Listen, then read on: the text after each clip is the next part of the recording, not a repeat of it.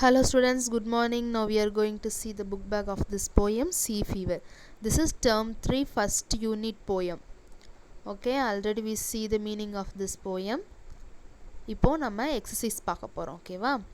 இப்போது இந்த போயம் எடுத்துக்கிட்டோம் அப்படின்னா ஃபஸ்ட்டு ஸ்டார்டிங்லேயே வார்ம் அப் ஆக்டிவிட்டியில் கொடுத்துருக்காங்க. ரெஸ்கியூ த சிங்கிங் வேர்ட்ஸ் அப்படின்னு கொடுத்துருக்குறாங்க. இல்லை பிக்சர் பார்த்தோம் அப்படின்னா நிறைய வேர்ட்ஸ் வந்து வாட்டருக்குள்ளே ஹைட் ஆகியிருக்குது. ஒரு வேர்டில் last letters and first letters வந்து நமக்கு ஹைட் ஆகியிருக்கு. நம்ம அதை வந்து கரெக்ட் பண்ணி அது என்ன வேர்டு அப்படிங்கிறத கண்டுபிடிச்சி கீழே இருக்கிற லைன்ஸில் ஃபில்அப் பண்ணணும். இதுதான் இப்போ நம்மளுடைய ஒர்க். ஓகேவா? ஃபஸ்ட்டு வந்து ஒய்ஏ ஜிஇ கொடுத்துருக்குறாங்க. இதில் ஒரு ஃபஸ்ட் லெட்டர்ஸ் வந்து 2 லெட்டர்ஸ் நமக்கு ஹைட் ஆகிருக்கு. அது என்ன அப்படின்னு சொல்லிட்டு கண்டுபிடிக்கணும். அதே மாதிரி டபிள்யூஏவி கொடுத்துருக்காங்க, வேவ். அப்புறம் அதுக்கப்புறம் அடுத்த லெட்டர்ஸ் கண்டுபிடிக்கணும். அப்புறம் எஸ்ஹெச், அப்புறம் ஹெச்இஆர்பி, அப்புறம் எக்ஸ்ப், ஐஎஸ்எல், அப்புறம் விகேட், அப்புறம் சேல் அப்படின்னு கொடுத்துருக்குறாங்க. இதுக்கப்புறம் உள்ள வேர்ட்ஸ் நம்ம ஃபில் பண்ணும்போது இந்த ஒவ்வொரு வேர்ட்ஸோட ஃபுல் மீனிங்கும் நமக்கு கிடைக்கும். அதுதான் நம்ம பார்க்க போகிறோம். ஓகேயா? ஃபஸ்ட்டு என்னது? ஓஹெச், விஓஒய்ஏஜிஇ. நம்ம கீழே வாட்டருக்கு கீழே ஹைடாக இருக்கிற வேர்ட்ஸ் தான் கண்டுபிடிச்சி எழுதியிருக்கோம். ஓஹெச். அப்புறம் வேவ்ஸ், அலைகள்.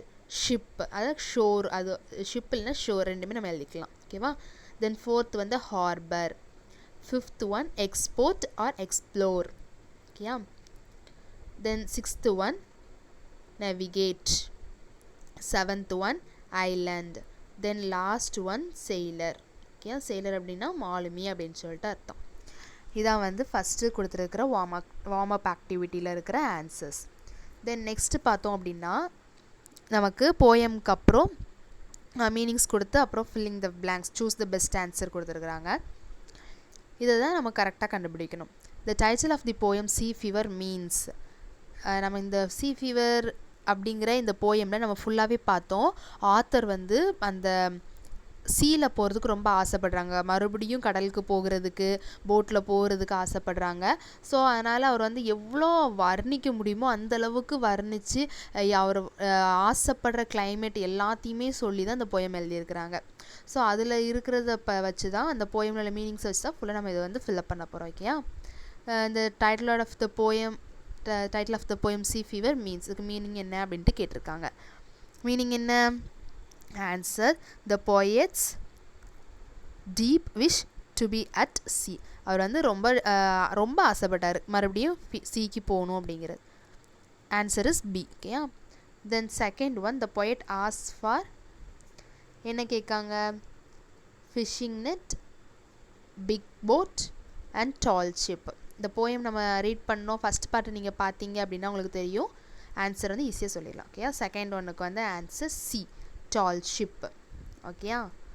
தென் last one, the poet wants to lead a life at sea like.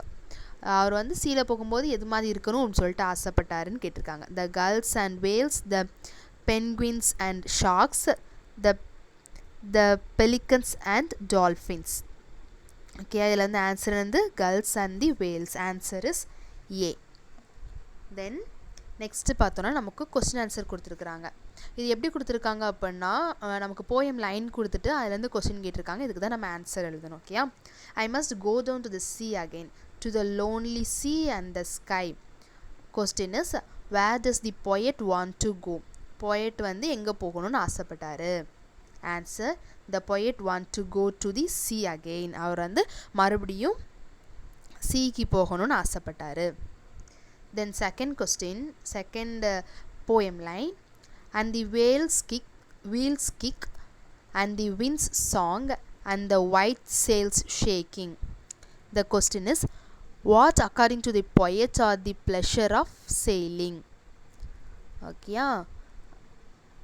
இதில் வந்து என்ன சொல்லியிருக்கிறாங்க அப்படிங்கிறது தான் கேட்டிருக்கிறாங்க. ஆன்சர் பார்த்தோம் அப்படின்னா, வாட்சிங் from the sure, the wind's song, the ship's steering wheel and the shaking of the sail in the breeze are the pleasure of sailing. Then third one, poem line is, and all I ask is the windy day with the white clouds flying. Then its question, why does the poet ask for the windy day? அவர் வந்து ஏன் அந்த windy டேயை பற்றி சொல்கிறாரு அப்படிங்கிற மாதிரி கேட்டிருக்கிறாங்க. Answer பார்த்தோம் அப்படின்னா the poet asks for the windy day as it would blow away the thick white clouds from the sky and take the sail forward throughout the sky. இதான் answer. Okay. Then fourth one, poem line. And all I ask is a merry yarn from a laughing fellow rover. அப்புறம் question பார்த்தோன்னா what kind of human company does the poet wants? எந்த மாதிரியான company, அதாவது அவர் கூட வர்றதுக்குள்ள அந்த human, அதாவது இப்போ கடலில் பயணம் செஞ்சாங்க அப்படின்னா கூட துணைக்கு ஒரு ஆள் வருவாங்கள்ல, அந்த கம்பெனிக்கு அந்த ஹியூமன் வந்து எப்படி இருக்குன்னு சொல்லிட்டு அவர் ஆசைப்பட்டார். Answer is the poet wants the company of a fellow sailor or wanderer like him. சரியா, அவரே மாதிரி நல்லா ஜாலியாக பேசுகிற ஒரு மாலுமி அப்படின்னு சொல்லிட்டு சொல்லலாம். அவங்க கூட கம்பெனிக்கு கூட இருக்கிற ஒரு பர்சன். சரியா, அவங்கள தான் ஆசைப்பட்டாங்க. தென் last one poem line is and quite sleep and a sweet dream when the long trick's over. இது வந்து போயமோட லாஸ்ட் லைன். இதில் உள்ள கொஸ்டின் பார்த்தோன்னா what does the poet want to do after his voyage is over? voyage அப்படிங்கிறது வந்து அவரோட பயணம், அந்த அவர் வந்து அந்த கப்பலில் சுற்றி பார்க்குற அந்த எல்லாமே முடிஞ்சதுக்கப்புறம் அது என்ன செய்யணும்னு ஆசைப்பட்டார். The poet wants to sleep soundly with the pleasant dreams at the end of the long shift on watch.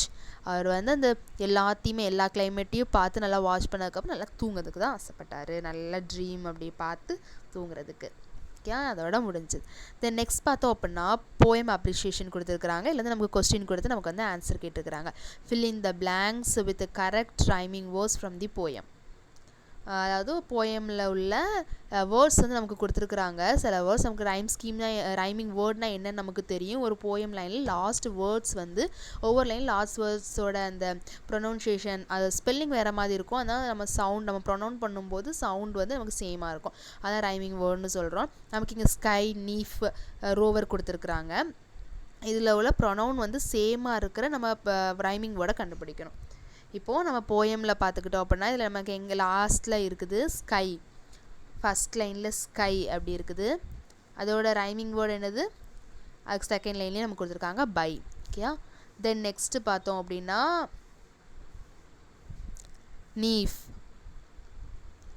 நீஃப் கொடுத்துருக்குறாங்க. அதுக்கப்புறம் அதுக்கு கீழே நமக்கு இருக்குது நீஃப் வந்து நமக்கு லாஸ்ட்லேருந்து ஒரு தேர்ட் லைனில் கொடுத்துருக்குறாங்க. அதில் பார்த்தோம் அப்படின்னா அதுக்கு மேலே இருக்குது நீஃப்க்கு மேலே லைஃப்.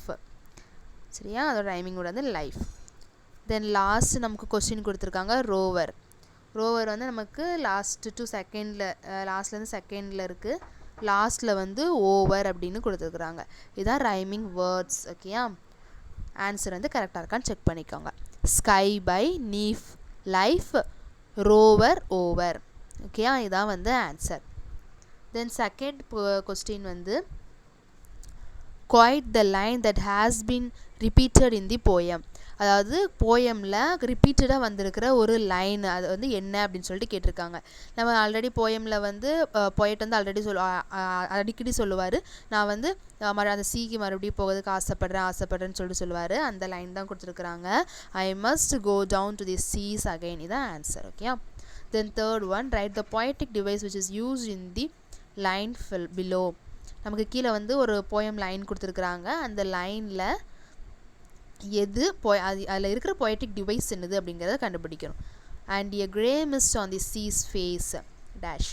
இது வந்து என்ன மெட்டாஃபரா, சிமிலியா, பர்சானிஃபிகேஷனா, ஆக்சிமோரான், இப்படி எது அப்படிங்கிறது நமக்கு என்ன poetic டிவைஸ் கொடுத்துருக்காங்க அப்படிங்கிறத கண்டுபிடிக்கணும்.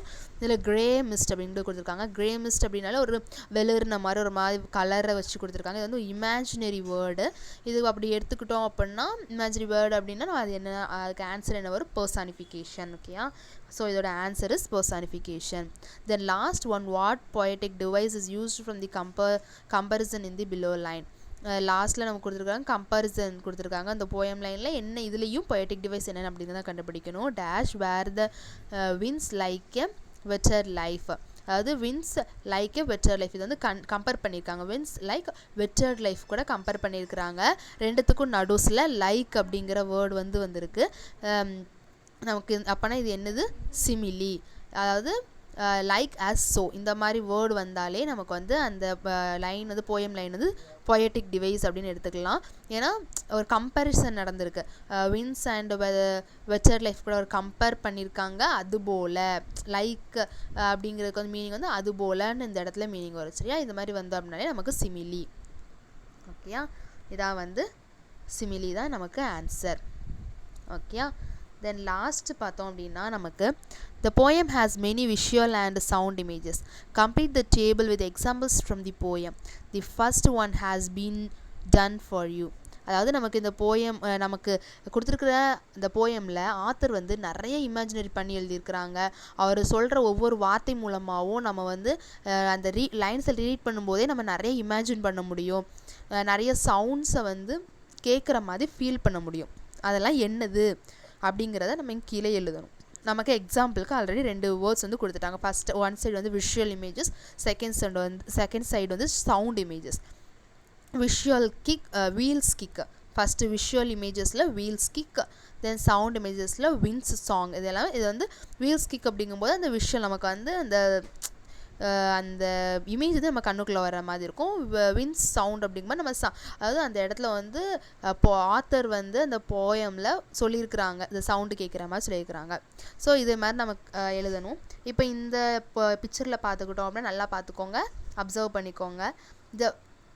இதை வச்சு தான் நம்ம வந்து எழுத போகிறோம். இந்த பிக்சர் தான் வந்து ரொம்ப இம்பார்ட்டண்ட்டான பிக்சராக இருக்குது.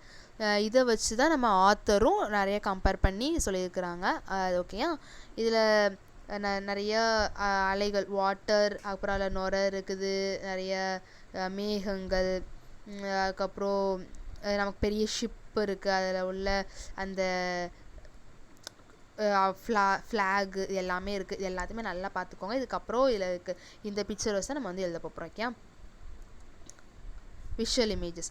ரன்னிங் டைடு, அதாவது டைடு அப்படின்னா அலைகள், கடலில் இந்த அலை வந்து ஓடிட்டுருக்கிற மாதிரி, அது வந்து விஷுவல் இமேஜாக வரும். அப்புறம் சீகல்ஸ் க்ரையிங், இதில் வந்து போயமில் சொல்லியிருப்பாங்க ஆல்ரெடி.